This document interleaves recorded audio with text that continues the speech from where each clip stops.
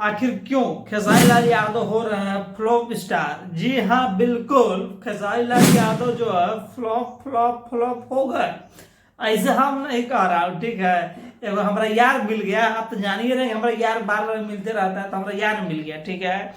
अब जो है सारे का हम भोजपुरी में आज जो गाना आया है, कौन मुखिया कहाँ बनी तस्लीम बनी, ठीक है। तो भैया इसके बारे में हमको बोला कि जो है गाना नहीं चलेगा। काहे नहीं चलेगा? तो अब हमको बोला, हम पूछे काहे नहीं चलेगा भाई, तुम बोल रहे हो नहीं चलेगा। तो बोल क्या रहा है कि जो है बाबू पहले ही म्यूजिक धुन पर आ गया है ये गाना। ताकि वीडियो कितना देखता है, मेन म्यूजिक भी देखता है, वीडियो भी सुनता है। तो जो है अब एक म्यूजिक से जो है 1000 गाना आने का क्या हो सकता है, उसके हिसाब से वो बोल रहा था, इसीलिए गाना नहीं चलेगा।